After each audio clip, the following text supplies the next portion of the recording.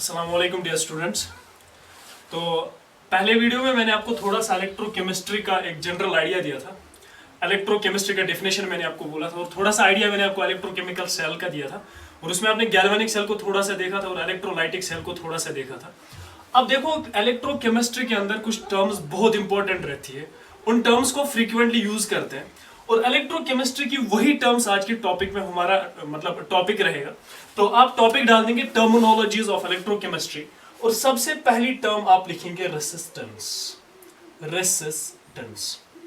देखो बच्चों, in terms पे आपको बहुत ध्यान देना है क्योंकि ये टर्म्स बहुत फ्रीक्वेंट इस्तेमाल होने वाली है इलेक्ट्रोकेमिस्ट्री के अंदर। तो रेसिस्टेंस सिंपली आर जो है, देखो ये सबसे पहले एक कंडक्टर की प्रॉपर्टी होती है। हम यहाँ पर बात करेंगे कंडक्टर की। आप मान लो फॉर एग्जांपल आपने कोई कॉपर वायर को लिया, कॉपर वायर को जब आप एक इलेक्ट्रिक करंट पास कराते हो, आपने फॉर एग्जांपल करंट को लिया और आप कॉपर वायर के बीच में से पास करा रहे हो। याद रखो कि जब भी करंट फ्लो करता है किसी कंडक्टर में तो इसके अपोजिट डायरेक्शन में इलेक्ट्रॉन्स का फ्लो हुआ करता है, क्योंकि आप पढ़ चुके हो 10th की केमिस्ट्री में भी, 10th की फिजिक्स में भी, कि जो करंट होता है ये सिंपली फ्लो ऑफ इलेक्ट्रॉन्स होता है। तो करंट अगर करंट इस डायरेक्शन में जा रहा है तो इलेक्ट्रॉन्स का फ्लो इसके अपोजिट डायरेक्शन में होगा, क्योंकि कन्वेंशनली करंट हमेशा हम अपोजिट लेते हैं in the direction of electrons. अब देखिए, ध्यान दे, तो इलेक्ट्रॉन जैसे फ्लो करेगा, अब देखो इलेक्ट्रॉन कब फ्लो करता है इलेक्ट्रिक फील्ड के अंदर। इलेक्ट्रिक फील्ड में आपने पढ़ा होगा, electric field is basically force upon charge. तो यहां से अगर मैं फोर्स को देखूं, force is charge times electric field. Clear? और अगर मैं इलेक्ट्रॉन के लिए देखूं, फोर्स का डायरेक्शन हमेशा इलेक्ट्रिक फील्ड के डायरेक्शन से दिया जाता है और इलेक्ट्रॉन के लिए चार्ज नेगेटिव होता है, तो इलेक्ट्रॉन पे हमेशा फोर्स लगेगा in the direction of minus of electric field, यानी कि जहां से इलेक्ट्रिक फील्ड होगा उसके बिल्कुल अपोजिट वाले डायरेक्शन में। अब देखो, यहां से हमेशा electric field in the direction of current होता है, क्योंकि करंट जो है वो फ्लो करता है from positive terminal to negative terminal, तो इलेक्ट्रिक फील्ड भी इसी डायरेक्शन में होगा। इलेक्ट्रॉन पे फोर्स इसके अपोजिट लगेगा, क्योंकि force minus times electric field है, तो इस पे फोर्स इस डायरेक्शन में लगने की वजह से ये इलेक्ट्रॉन थोड़े टाइम तक एक्सेलरेट करेगा। जैसे एक्सेलरेट करेगा, ये इसी कंडक्टर के एटॉम के साथ आके कोलाइड करेगा और इसका स्पीड डाउन हो जाएगा। इसकी वजह से इलेक्ट्रॉन जो है वो एक कांस्टेंट स्पीड से फ्लो नहीं कर पाएगा, एक ड्रिफ्ट वेलोसिटी से फ्लो करेगा। अब ध्यान रखें, तो इलेक्ट्रॉन का फ्लो ही हमें करंट बनाता था, तो इलेक्ट्रॉन के फ्लो को इस कंडक्टर के एटम ने एक हिंड्रेंस प्रोवाइड किया। तो हम बोल सकते हैं कि ये कंडक्टर बेसिकली एक अपोजिशन क्रिएट कर रहा है इस करंट को। तो याद रखो कि ये जो वर्ड है, ये अपोजिशन, यही बेसिकली जो कंडक्टर प्रोवाइड करता है इस करंट को, यही आपका रेसिस्टेंस होता है। और अगर आप चेक करोगे ओहम्स लॉ से, ओहम्स लॉ आपके फिजिक्स में एक लॉ आता है which is called as Ohm's law. Ohm's law का सिंपल जो मैथमेटिकल रिप्रेजेंटेशन है, that's V is equal to IR। V is equal to IR। यहां पर V जो होता है that's potential difference between the conductor ends of the conductor, I होता है करंट और R होता है रेजिस्टेंस। अब चेक करें जरा कि R आप यहां से लिख सकते हो, you can write R is equal to V upon I। तो जो रेजिस्टेंस होता है सिंपली रेशियो होता है potential difference upon current flowing.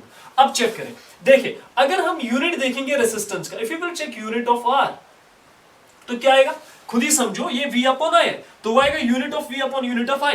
Unit of V is volt, what volt, divided by unit of current is ampere. तो हम बोल सकते हैं कि हमारे पास जो रेजिस्टेंस का यूनिट है दैट्स वोल्ट पर एम्पेयर, और इसी को हम बोलते हैं ohm, what this we call as unit. तो याद रखो, यूनिट जो रेजिस्टेंस का होता है वो वोल्ट पर ampere and that's called as ohm, and this is represented by this symbol and this symbol is called as ohm. तो ये जनरल कॉन्सेप्ट है रेसिस्टेंस का, कि रेसिस्टेंस हमेशा अपोजिशन एक कंडक्टर का होता है, जो करंट होता है कंडक्टर उस करंट के फ्लो को अपोजिशन प्रोवाइड करता है, and that opposition is called as resistance. इसी का जो यूनिट होता है that's ohm and that's volt per ampere. अब देखिए, आपने फॉर एग्जांपल कंडक्टर लिया हुआ है, फॉर एग्जांपल ऐसे आपने कंडक्टर को लिया, आप समझो इस कंडक्टर की लेंथ L है और एरिया ऑफ क्रॉस सेक्शन आपने A लिया। देखो बहुत सारे स्टूडेंट्स को एरिया ऑफ क्रॉस सेक्शन में दिक्कत होता है कि उनको ये नहीं पता होता एरिया ऑफ क्रॉस सेक्शन क्या होता है। जस्ट समझो, आपके पास मान लो एक सिलेंड्रिकल रॉड है, इस सिलेंडर में यहां पर जो सर्कुलर पाथ है इसके टॉप पे, इसका अगर आप एरिया चेक करोगे that will B area of cross section. अब ध्यान रखें, तो रेजिस्टेंस जो होता है वो हमेशा डायरेक्टली प्रोपोर्शनल होता है लेंथ को। आपने कंडक्टर लिया, जितना ज्यादा लेंथ होगा उतना ज्यादा रेजिस्टेंस होगा, बहुत ही इंपॉर्टेंट है। तो मान लो ये फर्स्ट हो गया। अब देखो सेकंड में अगर आप चेक करोगे रेसिस्टेंस इनवर्सली प्रोपोर्शनल होता है एरिया ऑफ क्रॉस सेक्शन। देखो अगर इस कंडक्टर का आप एरिया ऑफ क्रॉस सेक्शन बढ़ा दोगे उसका रेसिस्टेंस कम होगा, क्लियर, यानी कि उसका उसमें करंट ज्यादा उतना इजीली फ्लो कर पाएगा। अब देखो इन दोनों को कंबाइन करके मैं लिख सकता हूं R is proportional to L upon A, check करो, क्लियर। तो resistance is directly proportional to length and inversely proportional to area. Now check it. तो प्रोपोर्शनलिटी को जब भी खत्म किया जाता है इक्वलिटी के साथ, साइन ऑफ इक्वलिटी के साथ एक कांस्टेंट डाला जाता है। तो मैं यहां पर लिख सकता हूं R is equal rho multiply by L upon A। तो जो ये रो है सबसे इंपॉर्टेंट आपकी केमिस्ट्री के अंदर इसी का काम आने वाला है। और इस कांस्टेंट का हम नाम देते हैं, we call this to be resistivity. हम इसका नाम देते हैं रेसिस्टिविटी। तो resistivity is basically a constant, इतना आप याद रखें। तो ये relation R is equal to rho into L upon A first relation है जो हम इस्तेमाल में लाने वाले हैं। तो R is equal to rho into L upon A, और रो को यहां पर क्या कहा जाता है, रेसिस्टिविटी। इसी का दूसरा नाम भी हमारे पास है, this we also called as specific resistance. What we this call as, हम इसको कहते हैं स्पेसिफिक रेसिस्टेंस। अब देखो थोड़ा ध्यान दो, आपने क्या रिलेशन निकाला, R is equal to rho into L upon A। मान लो एक कंडक्टर हम फिक्स करते हैं, जिस कंडक्टर का लेंथ आपके पास होगा 1 सेंटीमीटर। मैं मान लो कोई कंडक्टर फिक्स करता हूं, इस कंडक्टर का लेंथ मैंने कितना मान लिया, 1 सेंटीमीटर, और मैं एरिया ऑफ क्रॉस सेक्शन इसका मानता हूं 1 सेंटीमीटर स्क्वायर। तो अगर मेरे पास ऐसा कंडक्टर आया जिसका लेंथ 1 सेंटीमीटर है और area of cross section 1 centimetre, तो ऑब्वियसली उसका वॉल्यूम जो होगा that will B 1 centimetre cube. 100% clear. अब देखो, तो मैंने एक ऐसा कंडक्टर लिया जिसका वॉल्यूम 1 सेंटीमीटर क्यूब है, so I can say unit volume. तो अगर मैं इसी यूनिट वॉल्यूम सब्सटेंस के लिए R को चेक करूं, R किसके बराबर आएगा, it will be equal to rho, clear, क्योंकि L 1 सेंटीमीटर हो गया, A 1 सेंटीमीटर स्क्वायर हो गया। तो R इज इक्वल टू रो। इसका मतलब आप बोल सकते हो कि रेसिस्टिविटी सिंपली रेसिस्टेंस है, मगर उस कंडक्टर के लिए जिसके लिए आपने लेंथ 1 सेंटीमीटर लिया या area of cross section 1 centimetre square लिया, तो यह आप दूसरे सिंपल में बोल सकते हो resistivity is the resistance of a conductor whose volume is 1 centimetre cube और यूनिट क्यूब। इतना क्लियर। तो ये हमारे डेफिनेशन होता है रेसिस्टिविटी का। अब देखो इसके बाद और एक इंपॉर्टेंट है, अब मसला कि रेसिस्टेंस को हम सेल्स में कैसे अप्लाई करेंगे। जैसे फॉर एग्जांपल आपके पास सेल हो गया, आप फॉर एग्जांपल अपने मोबाइल फोन को लेंगे, आपके मोबाइल फोन के अंदर अगर हम चेक करेंगे, से फॉर एग्जांपल आप मान लो आपके पास मोबाइल फोन है, मोबाइल फोन में सेल होता है, उस सेल के अंदर आपने फॉर एग्जांपल 2 इलेक्ट्रोड्स को डाला, ये मान लो एक इलेक्ट्रोड, ये मान लो दूसरा इलेक्ट्रोड। अब इस इलेक्ट्रोड के अंदर यहां से यहां तक लेंथ आपने मान ली L और इस इलेक्ट्रोड का लेंथ आपने मान लिया A। तो इन दो पैरामीटर्स से आप बाद में सेल के लिए सेल कांस्टेंट भी कैलकुलेट कर सकते हो, आप इसके लिए स्पेसिफिक रेजिस्टेंस, कंडक्टेंस, ये सब कैलकुलेट कर सकते हो, क्लियर। अब देखो इसके बाद जो हमारे पास टॉपिक होता है दैट इज यूराइट कंडक्टेंस। तो आप इसके बाद वाला टॉपिक, होप कि आपको रेजिस्टेंस अच्छे से समझ में आया होगा। तो सेकंड टॉपिक जो हमारे पास इंपॉर्टेंट है that's you're right. Second topic conductance. सबसे पहले देखो और एक बात बोलता हूं कि आपने रेसिस्टिविटी और स्पेसिफिक रेसिस्टेंस को देखा, अगर मैं यूनिट पहले चेक करूं इसका, यूनिट ऑफ रो यानी कि रेसिस्टिविटी या स्पेसिफिक रेसिस्टेंस का यूनिट सिंपल है, आप लिख सकते हो R is equal to rho into L upon A। आपके पास ये रिलेशन हो गया, क्लियर। अब देखो इस रिलेशन में अगर आप रेसिस्टिविटी को देखोगे, रेसिस्टिविटी रो किसके बराबर आएगा, R into A upon L, clear. Check करो, R multiply by A upon L। तो यूनिट अगर इसका देखा जाए तो यूनिट इसका आएगा, unit of rho will be, what's unit of R, ohm, clear. तो मैं लिख सकता हूं ओम मल्टीप्लाई बाय एरिया का unit metre square divided by इसका यूनिट लेंथ मीटर। तो ये और ये कैंसिल, तो हम इसको लिखेंगे ओम मीटर। अब देखो जब आप कोई बैटरी या सेल बनाते हो ना, फॉर एग्जांपल आपने मोबाइल फोन की बैटरी ली, तो वहां पर इलेक्ट्रोड्स के बीच में डिस्टेंस मीटर में रखना पॉसिबल नहीं होता है, तो हम जनरली वहां पर इसको रिप्लेस करते सीजीएस सिस्टम सेंटीमीटर के साथ। तो आप इसी यूनिट को ऐसे भी लिख सकते हो, you can also write ohm centimetre. So ohm centimetre is the unit of resistivity, clear. चलो, तो रेसिस्टेंस के बाद आप नेक्स्ट टॉपिक डाल दें कंडक्टेंस। तो रेसिस्टेंस और रेसिस्टिविटी आपको समझ में आया होगा। Resistivity simply the resistance of unit cube of substance. तो सेकंड आप लिख लो conductance. Conductance it is denoted by G।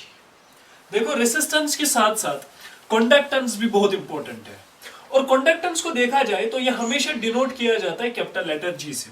देखो एज्यूम करो आपके पास कोई कंडक्टर है, इसमें करंट फ्लो कर रहा है, तो करंट के फ्लो होने को मैंने आपको बोला एक कंडक्टर एक ऑब्स्ट्रक्शन प्रोवाइड कर रहा है, इस ऑब्स्ट्रक्शन से आप मेजर किसको करते हो, रेसिस्टेंस को।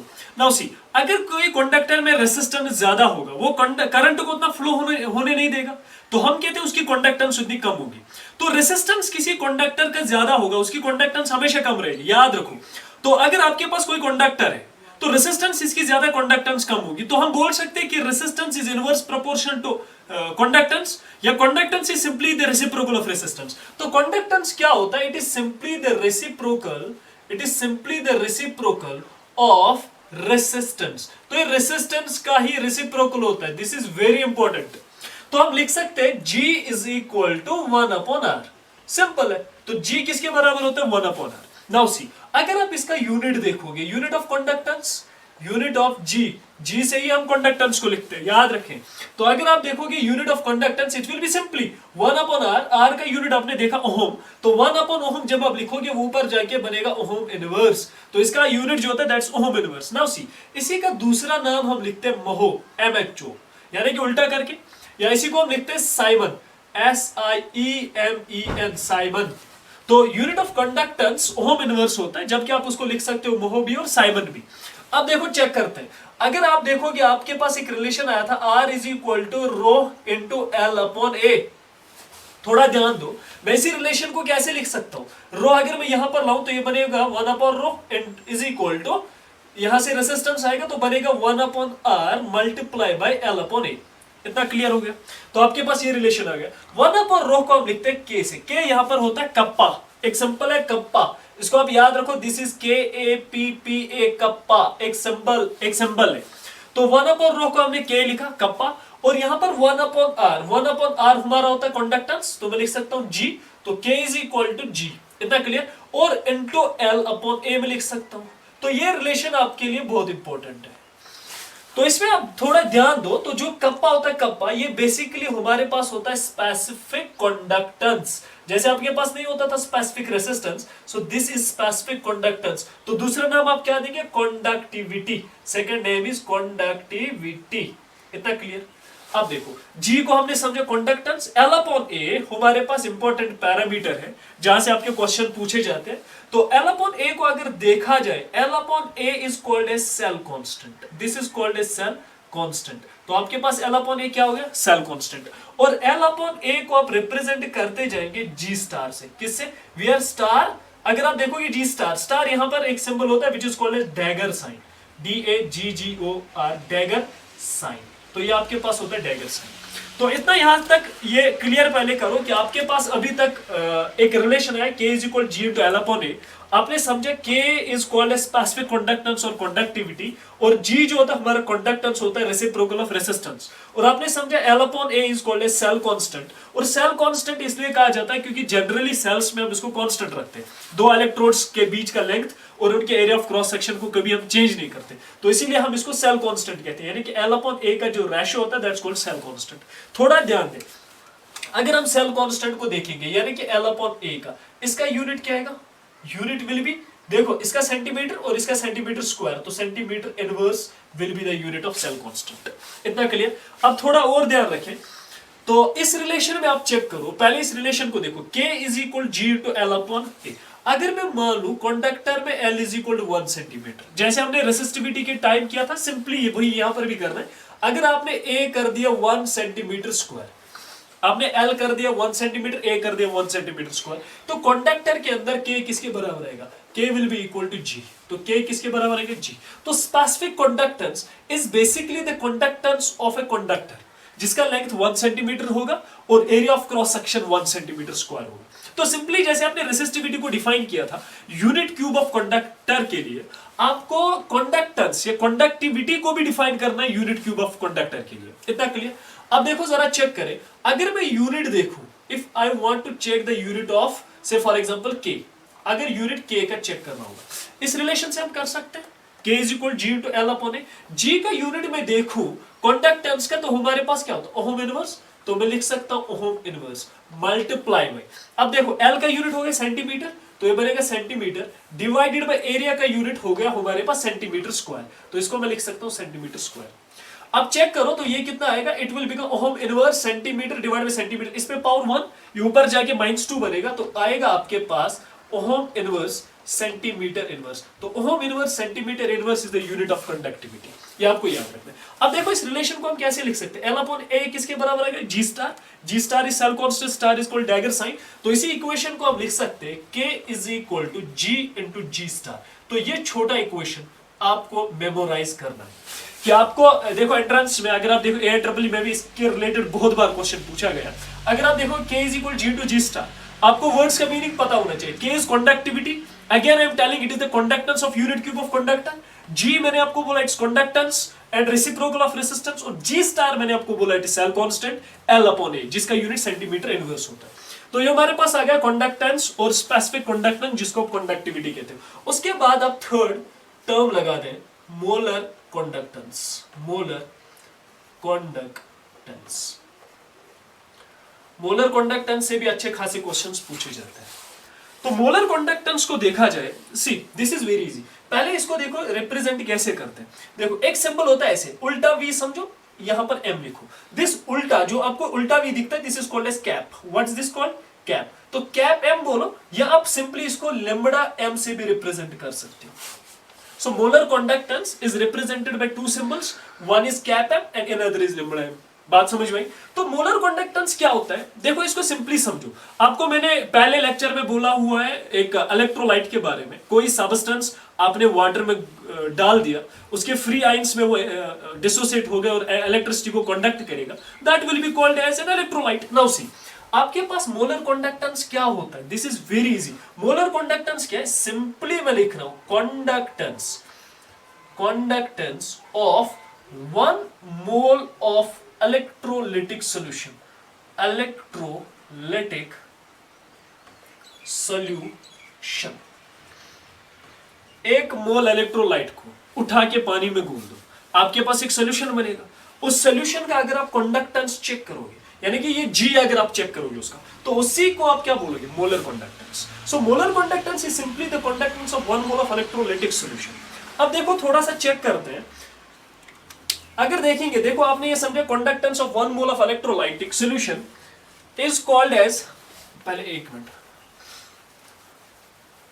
इसको देखो, यहां से बहुत बारी क्वेश्चंस पूछे ही गए हुए हैं, तो मोलर कंडक्टेंस पे थोड़ा ध्यान रखें। मोलर कंडक्टेंस आपके पास क्या है, conductance of 1 mole of electrolytic solution, एक रिलेशन में डिराइव करने वाला हूं, अब ध्यान रखें। देखो अगर मैं मानूंगा for example for 1 centimetre cube, मैंने 1 centimetre cube of electrolytic solution, electrolytic solution, अगर मैं कितना सॉल्यूशन बना रहा हूं, 1 सेंटीमीटर क्यूब इलेक्ट्रोलिटिक सॉल्यूशन, यानी कि मैंने फिक्स कर दिया उसका कितना वॉल्यूम, 1 सेंटीमीटर क्यूब। तो उसके लिए जो कंडक्टेंस होगा, सिंपल सी बात है, बाय डेफिनेशन आप समझो ये यूनिट क्यूब कंडक्टर का बन गया, इलेक्ट्रोलिटिक कंडक्टर का। इसका जो कंडक्टेंस होगा वो सिंपली स्पेसिफिक कंडक्टेंस का होगा। M I right? अब यहां से समझो, तो 1 सेंटीमीटर क्यूब से आपको डायरेक्टली पता चलना चाहिए this is talking about specific conductance और कंडक्टिविटी। अब मान लो मैंने किसके लिए चेक किया, फॉर V सेंटीमीटर क्यूब, अगर मैं चेक करूं V centimetre cube of electrolyte. अब मान लो फॉर एग्जांपल आपके पास V centimetre cube electrolytic solution आ गया। आराम से देखो, 1 सेंटीमीटर क्यूब के लिए कितना है, kappa, specific conductivity. V centimetre cube के लिए कितना होगा, V मल्टीप्लाई बाय कपा। इतना क्लियर हो गया? 1 सेंटीमीटर के लिए आपको कप आ रहा है, 20 सेंटीमीटर, सिंपल सी बात है, वही एक बॉक्स में आपने 10 बनाना रखे थे, तो 10 बॉक्स में कितने होंगे, 10 into 10। तो यहां पर सिंपल है कि 1 सेंटीमीटर क्यूब आपने लिया तो K, 20 centimetre cube V into K। अब देखो मसला क्या, अगर मैं इस 20 सेंटीमीटर क्यूब में एज्यूम करूं फॉर एग्जांपल मेरा 1 मोल इलेक्ट्रोलाइट है, अगर मैं एज्यूम करूं कि इसमें कितना इलेक्ट्रोलाइट मैंने डाला हुआ है, कोई भी इलेक्ट्रोलाइट 1 मोल। अब देखो कंडक्टेंस ऑफ 1 मोल इलेक्ट्रोलाइट, आपको वॉल्यूम मेंशन नहीं है, आप 10 लीटर में डाल दो, 20 लीटर में डाल दो, पर आपको करना है कि 1 मोल इलेक्ट्रोलाइट डालना है। तो उस वाले सोल्यूशन का आपको वॉल्यूम पे ध्यान नहीं रखना है, I am again telling you, आपको सिंपली 1 मोल सॉल्यूट इलेक्ट्रोलाइट का देखना है। अगर आपने 1 मोल सॉल्यूट किसी भी अमाउंट किसी भी वॉल्यूम में डाल दिया, आप उसको क्या कहोगे, मोलर कंडक्टेंस। अब सेम यहां पर वॉल्यूम को नहीं देखो, वॉल्यूम 20 सेंटीमीटर क्यूब ऐसे गरज नहीं है, आपका क्या, आपका 1 मोल इलेक्ट्रोलाइट होना चाहिए। आपके पास 1 मोल इलेक्ट्रोलाइट है, सो बाय डेफिनेशन यहां पर जो कंडक्टेंस होगा that will be cap M, molar conductance. तो मैं लिखूंगा आप इस पूरे के लिए for 20 centimetre cube of electrolytic solution having 1 mole of electrolyte, lambda m will become equal to V multiply by K। इतना चेक करो, क्लियर हो गया? तो लिम्बडा एम या कैप एम किसके बराबर आ गया, v इंटू के। अब देखो थोड़ा समझते हैं, आपके पास एक कॉन्सेप्ट होता है मोलैरिटी का। अगर आपको याद होगा एक कॉन्सेप्ट सॉल्यूशंस के अंदर आपने पढ़ा हुआ होगा, मोलैरिटी। मोलैरिटी क्या होता है, number of moles of solute, number of moles of solute dissolved पर लीटर ऑफ सॉल्यूशन या divided by volume of solution in litre. इतना क्लियर हो गया। मैंने आपको बोला कि जब भी आप सेल के अंदर बात करते हो, dimensions of serious system centimetre में लेते हो, तो इस वॉल्यूम को हमें यहां पर किस में कन्वर्ट करना होगा, सेंटीमीटर क्यूब में। और एक लीटर में कितने सेंटीमीटर होते हैं, 1000 सेंटीमीटर। क्लियर। अब देखो यहां पर समझो, m is equal to number of moles of solute volume of solution litre. तो अगर आप वॉल्यूम ऑफ सॉल्यूशन लीटर को वॉल्यूम ऑफ सेंटीमीटर क्यूब में कन्वर्ट करोगे, you have to multiply by 1000, क्योंकि एक लीटर के अंदर 1000 सेंटीमीटर क्यूब हुआ करता है। 1000 सेंटीमीटर क्यूब, एक लीटर इतना होता है। तो एक लीटर को कन्वर्ट करोगे, if you want to convert 1 litre into centimetre cube, this is 1000 centimetre cube. Now check, तो यहां पर समझो आप लोगे molarity is equal to number of moles of solute, ऐसे ही रहेगा, divided by volume of solution in centimetre cube. तो यहां पर वॉल्यूम इन सेंटीमीटर क्यूब, तो ये 1/1000 बनेगा। So this will B volume of solution in centimetre cube and multiplied by 1000। इतना क्लियर हो गया। अब देखो number of moles of solute आपके पास कितने हैं, 1 मोल। इलेक्ट्रोलाइट है, हमने 1 मोल इलेक्ट्रोलाइट लिया हुआ, तो ये 1 बन गया वॉल्यूम सेंटीमीटर। तो मोलैरिटी किसके बराबर आ गया, v सेंटीमीटर क्यूब। यहां से किसके बराबर आएगा, v in centimetre cube will become equal to n1 आपने डाल दिया, तो ये 1000 डिवाइडेड बाय आपके पास क्या आएगा, v इन सेंटीमीटर क्यूब को आपने यहां पर लिया, डिवाइडेड बाय आएगा मोलैरिटी। इतना क्लियर। अब यहां से समझो, इसी को उठा के इसमें पिक करो, तो लिम्बडा m किसके बराबर आएगा, lambda m will become equal to v in centimetre cube की जगह 1000 डालो, तो 1000 ऐसे लिखो, k multiply by 1000 divided by m। So this is the ultimate relation of molar conductivity. तो मोलर कंडक्टिविटी क्या होता है, specific conductance kappa multiply by 1000 upon m। अब देखो ये रिलेशन, जो रिलेशंस मैं बॉक्स में रखता हूं, उन रिलेशंस को आप इंपॉर्टेंट करके मेमोराइज ही करेंगे, क्योंकि वो आपकी क्वेश्चंस में डायरेक्ट इस्तेमाल होने वाला है। अब देखो इसको थोड़ा समझते हैं। लिम्बडा m आपके पास किसके बराबर है, k into 1000 डिवाइडेड बाय। इतना क्लियर। अब k आपको अच्छे से पता है, दिस इज स्पेसिफिक कंडक्टेंस या कंडक्टिविटी जिसको आप बोलते हो, और m आपको पता है, this is molarity. Now see the important thing is that we want to find the unit of lambda m। अगर आपको इसका यूनिट देखना होगा तो आप कैसे चेक करेंगे, सिंपल है। देखो करना क्या, इसका यूनिट आपको पता होगा, इसका भी यूनिट आपको पता है, तो इसका यूनिट आप निकाल सकते हो। तो यूनिट ऑफ लिम्बडा m निकालने के लिए मैं क्या करूंगा, k का यूनिट किसके बराबर होता है, specific conductance ohm inverse centimetre inverse, am I right, multiply by 1000 का तो यूनिट ही होगा, डिवाइडेड बाय किसका यूनिट आएगा, मोलैरिटी। अब मोल पर लीटर नहीं आप लोगे, मोल पर सेंटीमीटर क्यूब, क्योंकि हमने वॉल्यूम को सेंटीमीटर क्यूब में कन्वर्ट किया हुआ था। तो ये किसके बराबर आएगा, मोल पर सेंटीमीटर क्यूब। अब सेंटीमीटर क्यूब ऊपर जाएगा, इस पे पावर 1 है। अब देखो ये सेंटीमीटर क्यूब ऊपर जाके बनेगा, तो यहां पर किसके बराबर है, this will be ohm inverse, ये ऊपर जाएगा सेंटीमीटर स्क्वायर, ये मोल इनवर्स बनेगा, mole inverse centimetre square. So this is the unit of lambda m। बात क्लियर होगी। तो मोलर कंडक्टिविटी का यूनिट क्या हुआ करता है, ohm inverse mole inverse centimetre square. This is very important. तो मोलर कंडक्टिविटी हमारा कंप्लीट हो गया। मोलर कंडक्टिविटी में आपको इतना याद रखना, it is the molar conductance, it is the conductance of 1 mole of electrolyte. और ये रिलेशन आपको याद रखना, this relation is very important. और याद रखना कि इसका यूनिट क्या होता है, ओहम इनवर्स मोल इनवर्स सेंटीमीटर स्क्वायर। इसके बाद लास्ट टर्म जो बचता है हमारे पास, fourth term, that is equivalent conductance. Equivalent conductance, इन पॉइंट्स को आप अच्छे से रिवाइज करेंगे, क्योंकि ये सारे पॉइंट्स आगे हमें चाहिए। तो इक्विवेलेंट कंडक्टेंस अगर आप देखेंगे, जैसे आपने मोलर कंडक्टेंस को डिफाइन किया था, तो equivalent conductance it is cap equivalent, और आप कैसे कर सकते हो, लिम्बडा इक्विवेलेंट। अब चेक करो, मैं डायरेक्ट लिखता हूं, it is the conductance of one equivalent of electrolytic solution। तो फिर से एक सॉल्यूशन बना दो, उसमें एक इक्विवेलेंट इलेक्ट्रोलाइट डिसॉल्व कर दो, उसका कंडक्टेंस चेक करोगे, that will be called as equivalent conductance. Equivalent conductance का आप ऐसे ही रिलेशन निकाल सकते हो, मैं डायरेक्ट लिखता हूं, lambda equivalent is equal to k multiply by 1000 divided by आपका क्या आएगा, नॉर्मेलिटी। इतना क्लियर। तो ये रिलेशन आपको क्या करना है, this relation you have to remember. तो lambda equivalent is equal to k into 1000 upon normality, क्योंकि आपको पता है नॉर्मेलिटी क्या होता है, what's normality, it's number of equivalent divided by it's number of equivalent divided by volume of solution in litre. तो आप डायरेक्टली उस वाले प्रोसेस से जाके ये वाला रिलेशन बना सकते। तो लैम्डा इक्विवेलेंट, इसका यूनिट चेक करेंगे। सिंपली क्या यूनिट आएगा, यूनिट विल बी के का यूनिट क्या होता है, ohm inverse centimetre inverse, so it will be ohm inverse centimetre inverse. 1000 का यूनिट नहीं तो नॉर्मैलिटी का यूनिट, अब खुद समझो, इट विल बी इक्विवेलेंट पर सेंटीमीटर क्यूब। क्लियर, क्योंकि नॉर्मैलिटी नंबर ऑफ इक्विवेलेंट्स पर वॉल्यूम लीटर, इसको सेंटीमीटर क्यूब में आप कन्वर्ट करोगे प्रोसेस के दौरान। तो ये सेंटीमीटर क्यूब, ये आएगा equivalent centimetre cube minus centimetre पे पावर -3, तो इसका क्या आएगा, ohm inverse equivalent inverse centimetre square will be its unit. इतना क्लियर। अब देखो लास्ट रिलेशन इसमें है, तो उसके बाद हम नेक्स्ट टॉपिक में, नेक्स्ट वीडियो में इन सारे कॉन्सेप्ट्स पे क्वेश्चन सॉल्व करेंगे। तो आपके लिए इंपॉर्टेंट बनता है कि आप सारे इन कॉन्सेप्ट्स को रिवाइज करो। अब देखो, आपके पास एक रिलेशन नहीं होता कि आप लिखते हो नॉर्मैलिटी इज इक्वल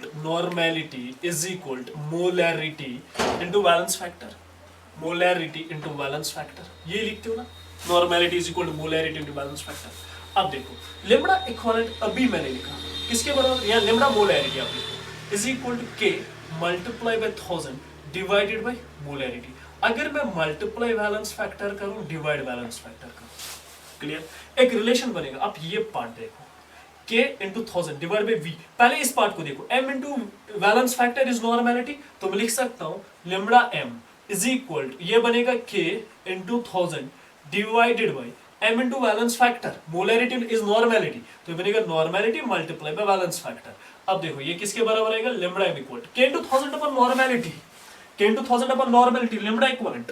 तो यहाँ पर क्या है, lambda equivalent multiply by balance factor. So this is the relation between molar conductivity and equivalent conductivity. This is also important. अब देखो आपने सॉल्यूशन के अंदर पढ़ा होगा, balance factor can be greater than और इक्वल टू 1।